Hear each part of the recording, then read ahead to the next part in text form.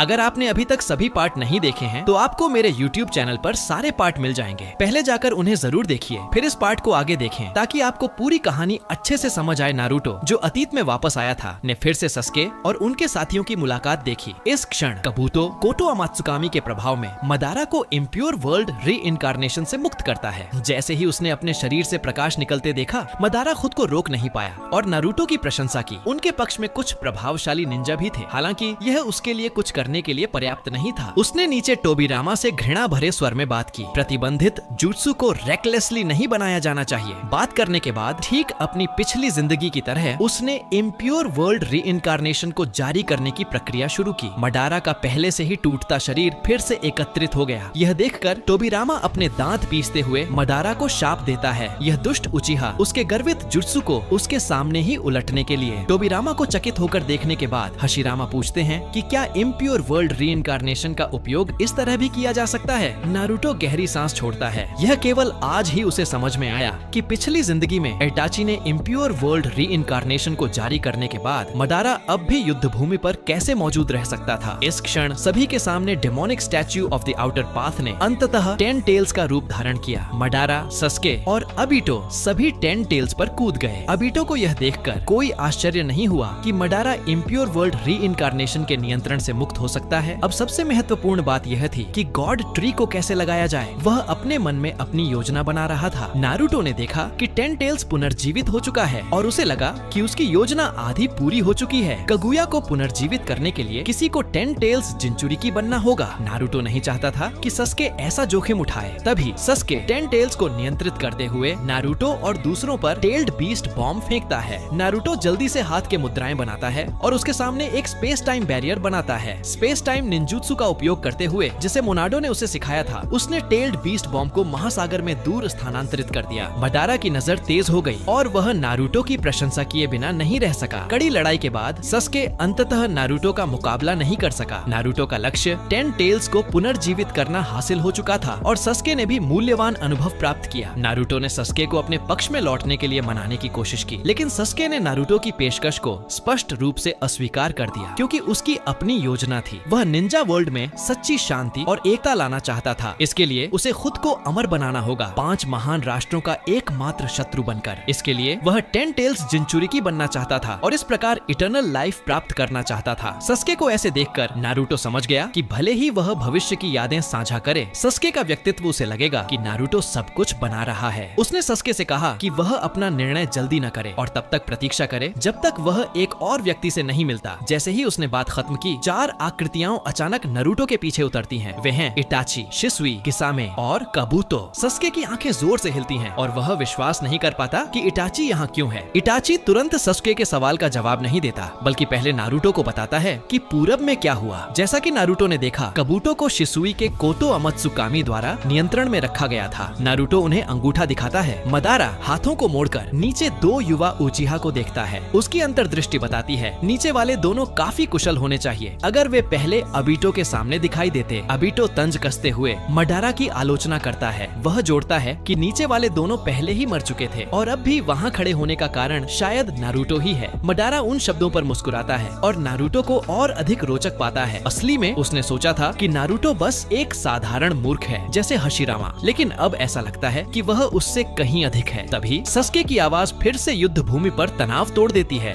वह इटाची से चिल्लाता है, पूछता है कि क्या उसने उसे सुना नहीं। फिर पूछता है कि इटाची यहाँ क्यों है और वह इम्प्योर वर्ल्ड रीइंकार्नेशन में नहीं बल्कि जीवित है। सस्के यद्यपि विश्वास नहीं कर पा रहा था, भी अपने भीतर की खुशी को दबा नहीं पाया। उसने कई बार रिनिगन और शरिंगन से जांच की। सामने वाला व्यक्ति निश्चित रूप से इटाची था। इटाची सस्के को देखकर मुस्कुराता है और कहता है कि वह वास्तव में उनकी लड़ाई में मर गया था, लेकिन कुछ निश्चित कारणों से नारुतो ने बाद में उसे पुनर्जीवित किया। सस्के ने इटाची से कहा कि वह पहले से ही उसके बारे में सब कुछ जानता है और पूछा कि क्या इटाची को कुछ समझाना नहीं है। उसी समय 2 भाई इटाची और सस्के फिर से मिले। यह देखकर कि इटाची सचमुच वापस जिंदा आ गया है, सस्के के दिल में प्यार और नफरत दोनों की भावनाएं उमड़ पड़ी। उसने इटाची से सवाल किया कि क्या उसके पास कुछ नहीं है जो वह समझाना चाहता हो। शिसुई मुस्कुराते हुए आगे बढ़ा और सस्के से पूछा कि क्या वह उसे अब भी याद करता है। यह सुनकर सस्के ने शिसुई की ओर देखा। कुछ पल सोचने के बाद उसके चेहरे पर अविश्वास का भाव आया। उसने कभी नहीं सोचा था कि उचिहा शिसुई भी पुनर्जीवित हो चुका है। उसने गुस्से में फिर से इटाची इटाची से पूछा कि वह उससे और क्या छिपा रहा है। इटाची ने पीछे खड़े नारुतो की ओर देखा। नारुतो ने सिर हिलाकर इशारा किया कि इटाची को सस्के को उचिहा क्लैन की पूरी सच्चाई बतानी चाहिए। इटाची ने गहरी सांस ली और सस्के पर ओजित्सु डाला। सस्के ने रिनेगैन का उपयोग करके विरोध नहीं किया, बल्कि सीधे इटाची के डाले गए गेंजुत्सु को स्वीकार कर लिया। त्सुकुयोमी की दुनिया में जिसे उसने पहले अनुभव किया था, उसके सामने वही दृश्य फिर से आए, लेकिन इस बार वे इटाची द्वारा बदली गई यादें नहीं थीं, बल्कि उचिहा क्लैन मैसेकर की पूरी सच्चाई थी। अपने माता पिता को इटाची से विदा लेते देख सस्के को आखिरकार समझ आया कि उसके माता पिता ने उसकी खातिर अपनी जान विलिंगली दी थी। जेंजुत्सु समाप्त होने पर सस्के स्तब्ध खड़ा रहा। उसका दिल लंबे समय तक शांत नहीं हो पाया। सच्चाई एक ही बार में स्वीकारना उसके लिए बहुत कठिन था। उसने इटाची से पूछा कि उसने गांव के लिए इतना बलिदान क्यों दिया, आखिर यह सब किस लिए था। कुछ क्षण की चुप्पी के बाद इटाची ने कहा, भले ही गांव में कितना भी अंधकार या संघर्ष हो, मैं हूँ उचिहा इटाची ऑफ द लीफ। कुछ पल के लिए सस्के अपने अतीत में खो गया, फिर बोला कि अब वह इटाची को समझ और माफ कर सकता है, लेकिन वह कभी माफ नहीं करेगा लीफ विलेज को, जिसने उसके प्रिय भाई को यातनाएं दी और सब कुछ छीन लिया। यह सुनकर टोबिरामा क्रोधित हो उठा और बोला कि वह इस दुष्ट उचिहा लड़के को अपने हाथों से मार डालेगा। दूसरी ओर मडारा बस हल्के से मुस्कुराया और मन ही मन सस्के की प्रशंसा की। एक बेहतरीन मोहरा। उसने सस्के से कहा कि दुनिया के झूठे रक्षकों के साथ समय बर्बाद मत करो। अगर वे मिलकर आई ऑफ द मून प्लान लागू करें तो वे इस झूठी दुनिया का अंत कर सकते हैं। लेकिन सस्के को इसमें कोई दिलचस्पी नहीं थी। उसके अनुसार आई ऑफ द मून प्लान भी बस एक और भ्रम था। अपनी वर्तमान शक्ति से यदि वह 10 टेल्स की शक्ति का उपयोग करके अपने सामने की बाधाओं को हटा दे तो वह वास्तव में इस नकली दुनिया को बदल सकता है। यह कहते हुए उसने मडारा की ओर हाथ बढ़ाया और कहा, तो मडारा, क्या तुम साथ काम करना चाहते हो? सस्के का हाथ देखकर मडारा थोड़ा हैरान हुआ। उसने नहीं सोचा था कि वह कभी भर्ती किया जाएगा, पर उसने सस्के को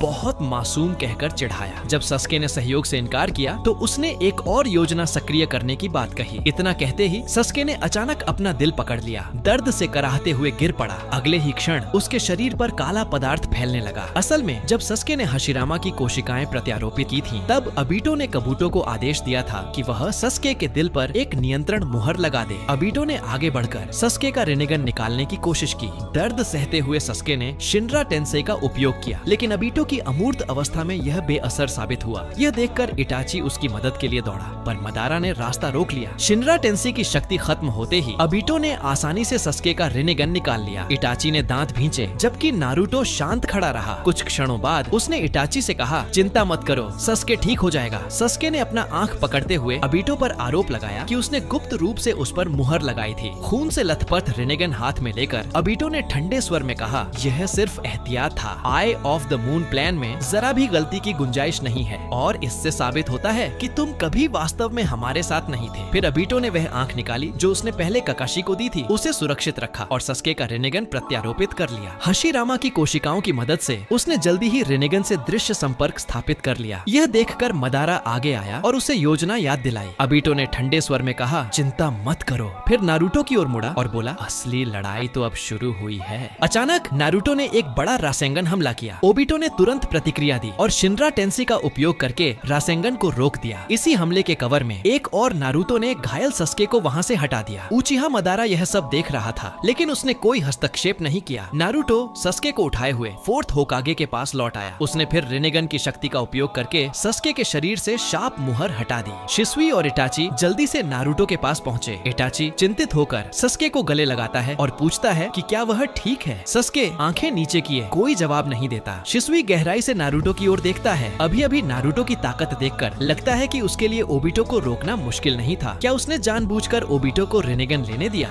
यह सोचकर शिसुई आश्चर्य से सांस रोक लेता है। उसी क्षण ओबिटो जोर से चिल्लाता है और शिनरा टेंसेई से नारुतो को उड़ाने की कोशिश करता है, लेकिन नारुतो दृढ़ता से खड़ा रहता है, शिनरा टेंसेई से अप्रभावित। अचानक नारुतो की पीठ से एक चक्र भुजा निकलती है और सीधे शिनरा टेंसेई की फोर्स फील्ड को फाड़ देती है। ओबिटो चौंक जाता है, क्या एक शैडो क्लोन मेरी शिनरा टेंसेई झेल सकता है? नारुतो मुस्कुराकर कहता है, मैंने कभी नहीं कहा कि मैं एक क्लोन हूँ। बिजली की गति से वह एक मुक्का मारता है, जिससे हैरान ओबिटो उड़ जाता है। यह मुक्का सस्के के लिए था, नारुतो कहता है। ओबिटो हल्की मुस्कान के साथ उठता है, यह सोचते हुए कि नारुतो खुद ही कवर बना हुआ था। उसी समय मडारा अचानक ओबिटो के पास प्रकट होता है और कहता है कि अब उसे रिने रिबर्थ का उपयोग करके उसे पुनर्जीवित करना चाहिए। ओबिटो व्यंग्यात्मक स्वर में जवाब देता है कि वह निश्चित रूप से आई ऑफ द मून प्लान को पूरा करेगा, लेकिन इन्फिनिट त्सुकुयोमी वहीं डालेगा। मडारा को उसके उत्तर से कोई आश्चर्य नहीं होता। आखिरकार अधिकांश उचिहा विश्वासघाती रहे हैं और उसके पास अपने बैकअप प्लान हैं। वह तय करता है कि अभी ओबिटो का प्रदर्शन देखता है। ओबिटो नारुतो की ओर मुड़ता है, यह महसूस करते हुए कि नारुतो ने अपना कोई लक्ष्य हासिल कर लिया है। अब कार्य करने का समय आ गया है। नारुतो शांत भाव से मुस्कुराता है, समय आ गया है अब तुम सबका अंत करने का। उसी समय संयुक्त शिनोबी फोर्सेस और वर्तमान 5 कागे एक के बाद एक युद्ध भूमि पर पहुंचते हैं। वहां हर कोई 10 टेल्स के विभाजित रूपों से उग्रता से लड़ रहा है। ओबिटो 5 महान राष्ट्रों के एकजुट शिनोबी को देखकर निष्प्रभावी रहता है। वह टेल्ड बीस्ट बॉल को एलाइड HQ की ओर दाग देता है, लेकिन नारुतो शांत बना रहता है। ठीक जब टेल्ड बीस्ट बॉल गिरने वाली होती है, कुछ लोग अकत्सुकी क्लोक पहने हुए अचानक HQ के ऊपर प्रकट होते हैं। वे हैं नगाटो, कोनान और बाकी साथी। नगाटो सुपर शिनरा टेंसेई का उपयोग करके टेल्ड बीस्ट बॉल की गति धीमी करता है, फिर प्रेटा पाथ सक्रिय करता है। टेल्ड बीस्ट बॉल को वह पल भर में सोख लेता है। युद्ध भूमि पर मडारा उस दिशा में मुड़कर देखता है और महसूस करता है कि कोई उसके रिनिगन की शक्ति का उपयोग कर रहा है। उसके होठों पर हल्की मुस्कान आती है, तो दूसरा रिनिगन वही था। अब समझा कि नारुतो इतना शांत क्यों था। मडारा यह नहीं समझ पा रहा कि नारुतो को पहले से HQ पर हमले की जानकारी कैसे थी। HQ के सभी लोग राहत की सांस लेते हैं क्योंकि उन्हें अप्रत्याशित रूप से अकत्सुकी ने बचा लिया। कोनान अपने कागज के पंख फैलाती है और सभी को कोमल मुस्कान के साथ कहती है, यह नगाटो की ओर से शिनोबी वर्ल्ड को उत्तर है। वह नारुतो के शैडो क्लोन को HQ पर छोड़ देती है और मुख्य शरीर से संपर्क समाप्त करती है। मूल योजना यह थी कि नारुतो का shadow clone flying thunder God से सभी को निकालकर टेल्ड बीस्ट बॉल से बचाए। अब नगाटो की मदद से बेस भी सुरक्षित है। नगाटो मुस्कुराते हुए नारुतो के क्लोन से कहता है, नारुतो तुम्हें यह युद्ध जीतना ही होगा। नारुतो दृढ़ता से सिर हिलाता है और आत्मविश्वास के साथ क्लोन को समाप्त कर देता है। नारुतो चौड़ी मुस्कान के साथ खड़ा है। ओबिटो अपनी योजना के विफल होने से क्रोधित होकर 10 टेल्स को नियंत्रित करता है और वुड स्पाइक्स टेक्निक का प्रयोग करता है। आसमान से असंख्य लकड़ी के कांटे बरसते हैं। पिछले जीवन में नेजी इसी तकनीक के कारण प्रसिद्ध हुआ था। उसने दूसरों को बचाने के लिए अपना बलिदान दिया था, लेकिन इस बार नारुतो ऐसा नहीं होने देगा। वह तुरंत टेल्ड बीस्ट मोड में प्रवेश करता है, 9 शैडो क्लोन बनाता है और हर एक कुरामा की पूंछ पर एक टेल्ड बीस्ट रासन शुरिकेन बनाता है। मुख्य शरीर के साथ समन्वय कर वे सभी 10 टेल्स की पूंछों पर हमला करते हैं। पलक झपकते ही वह 10 टेल्स के हमले को रोक देता है। ओबिटो क्रोध में चिल्लाता है कि नारुतो ने उसे पूरी तरह उकसा दिया है। आई ऑफ द मून प्लान को पूरा करने के लिए अब एक ही रास्ता बचा है, 10 टेल्स जिंचुरिकी बनना। दोस्तों, अगर आपको ये वीडियो पसंद आया हो तो नीचे हाइप बटन दबाना मत भूलो। अगर वीडियो को लाइक और शेयर करना बिल्कुल मत भूलिएगा। और हाँ, आने वाला पार्ट मिस न हो, इसके लिए चैनल को सब्सक्राइब जरूर कीजिए। आपका प्यार और सपोर्ट ही हमें और भी रोमांचक कहानियाँ लाने की ताकत देता है। यहीं पर इस वीडियो को खत्म करते हैं। मिलते हैं अगले पार्ट में।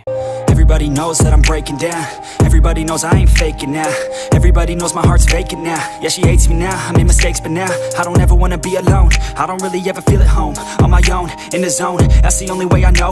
Feeling low, about to blow back up. Here I won't ever let the doubt creep in. Gotta pop a couple more aspirin. I don't think I'll ever let you in. Easier to break it off best friends. I don't really understand myself. I don't really understand, need help. I don't wanna be left on the shelf. Couldn't even hear me if I yelled. It's so cold